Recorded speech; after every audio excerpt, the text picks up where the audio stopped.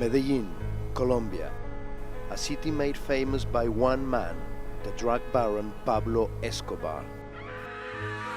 For over a decade, he ruled these streets through extreme violence. In the 90s, shootings, car bombings, and random murders made it by far the most dangerous city in the world. Escobar is long dead, but the years of chaos have left a darkness in Medellin's soul. I have been following Colombia's drug wars for 15 years. In that time, most of the violence has moved to Mexico. But this city is still suffering from its narco legacy.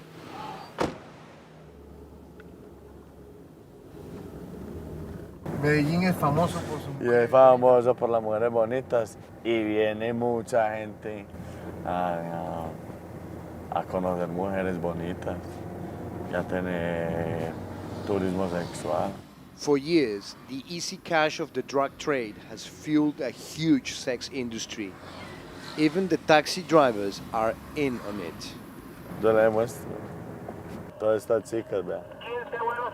Las puedes ver mientras yo manejo desde 200.000 pesos. Tienen un apartamento, ya se contactan y se van al apartamento de ellas. They say here, if you put a roof on Medellin, it would be the largest brothel in the world. This is Medellin's red light district. Daniela has been walking these streets for 5 years, since she was 11. Prostitution is legal here, but the age of consent is 18. Donde llegan chinos, llegan brasileros, europeos, extranjeros, de todo, toda clase de hombres. ¿Buscando niñas menores de edad? Menores de edad y hasta más. No les gustan las niñas de 16, 17, sino de 11, de 10, de 9. Sí. But some visitors aren't satisfied with just young girls. Pablo Escobar famously liked sleeping with virgins. Now, for a premium price, sex tourists can do the same. As the drug trade fell away, the gangs that control these barrios look for a fresh source of income. This shocking new trade means mothers all across Medellin live in fear. Hola, ¿cómo estás? ¿Qué más pues? ¿Cómo te va? Bien, bien, gracias a Dios. Sí. Milenguita's daughter is just 11 years old. ¿Y tú cómo te llamabas, perdón? Natalia. Natalia, qué bonito nombre. But her mother says the gangs already have plans for her. Solo me dijeron que ella estaba candidata, que era muy posible pues que se la llevaran y lo que le interesa es una niña virgen, una niña seria.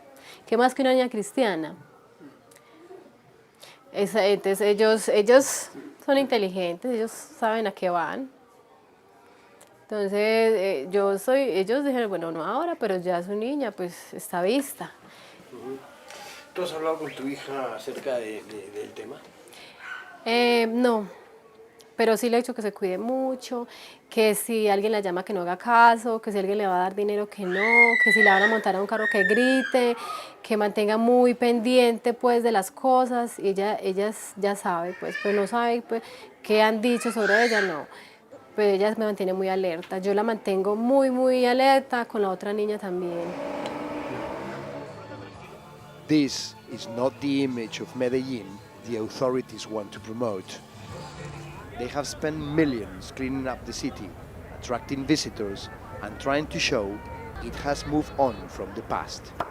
The mayor told me that they had reports of virgins being sold, but had not investigated. So local people have taken matters into their own hands. This graffiti says, it's not a rumor, they're buying and selling girls for sexual exploitation. They means the gangs. The gangs control everything in the barrios, including the trade in virgins. For weeks, I've been trying to persuade them to talk. They finally agreed, but only if we don't reveal their identities. These men are part of the city's main gang, La Oficina. They inherited Pablo Escobar's empire. La Oficina control these streets. Their business is drugs, extortion, and the sex trade. Tonight, they're keen to show me how easy it is for them to find new virgins. Medellin is less violent than it used to be, but still the life expectancy of these gang members is not high. They feel they have nothing to lose. They spot two young girls and start talking to them. They invite them to a party. A couple of minutes later, the girls give them their phone numbers. It was incredible to see how the gang members stopped two 14-year-old girls and groomed them in 10 minutes. They got their phone numbers, and possibly in a couple of days they will call, they will take them out shopping, buy them a mobile phone, and in a week or two, those two girls could be sold as virgins. Half an hour later, I meet up with the gang members. ¿Usted cree que esas chicas eran vírgenes? Tenían caras. Posiblemente. Ahí es donde ya tenemos que empezar a entrar más en detalle con ellas, a hablar. Ya uno busca pruebas. Y... Hasta si es posible le toca a uno tantear primero para cerciorarse. Ya le toca a uno hacer unos piquitos y empezar como a buscar la forma de tantear también a ver si sí. Esas chicas tenían 14 años. ¿Ellas sabían en lo que se estaban metiendo? No. ¿O no sabían? No, porque ahí se juega con la inocencia. Pero la gente que va a mirar esto va a decir, ¿cómo que están haciendo eso con las chicas? ¿Qué piensas tú de eso? No, a nosotros no nos interesa el sentimiento. Sí. Si el sentimiento no hay, no... Esto no hay corazón, esto no... ¿Para qué? Es una empresa, esto es la ideología, nosotros esto es un negocio. Un negocio que surge de la calle y se da la posibilidad de efectuarlo y se hace. In this men's violent and cynical world, the two young girls were nothing more than a way to make money. I wanted to know what kind of man would come to Colombia to have sex with girls this young. El extranjero Paul Anthony Brailsford fue capturado por el DAS. Paul Brailsford is the only Briton convicted of having sex with children here in Colombia. In 2011, he was arrested in a hotel room with child pornography and accused of sleeping with two girls aged 12 and 14. He didn't have a gang to groom the virgins for him. He did it himself. He's now spending 20 years in prison. I managed to get him to agree to an interview from inside the jail. We know the sentence, yes, and and the charges that were put against you. What do you have to say about that? Well, basically, I'm still fighting to get out. I'm innocent. Yes. You're innocent. You yes. say you didn't abuse. No. Unfortunately, here there are many underage hookers. Yes. Okay, and I got caught in a sting. I thought they were older. Yes, yeah. No problem. They were 12 years old. I mean, one and the other one, 14 and a half. Yeah. Okay, both tall. Yeah. Yes, tall as you. Yeah. Very well endowed. Yeah. Yes. So you thought what, they were over 18? Yes, I thought old enough, no problem. What he didn't know is that the day before, I had gone to see one of the girls he was convicted of abusing. The legal age of consent in Colombia is 18. Naomi is now 16 years old. When Paul Brailsford slept with her, she was just 12. She told me she was not a prostitute, that he groomed her after seeing her on the beach, and then abused her over several months. No, mami, entonces se puso a llorar, entonces cuando me dijo que no, que él las tenía amenazadas, que ellas no me podían decir nada porque estaban amenazadas, que si me decían algo o a los vecinos las mataba. Lo que hizo ese señor fue bajarle la autoestima a mis hijas y encochinarlas. Porque I mean, she's 16 now, and for me, she doesn't look 18 Okay. still.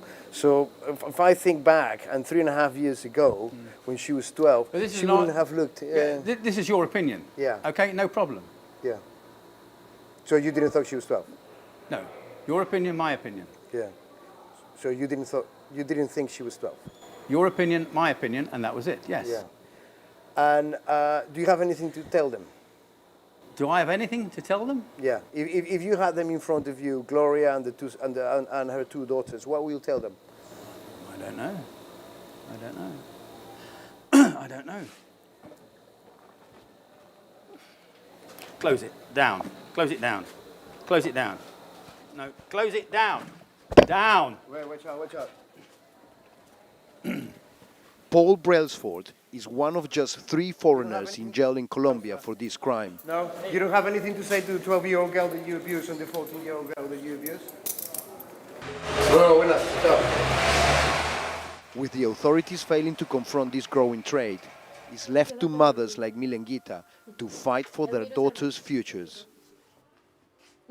Medellin might be a safer place for tourists nowadays, but not for young girls growing up in the barrios, among the gangs who are exploiting their innocence for profit.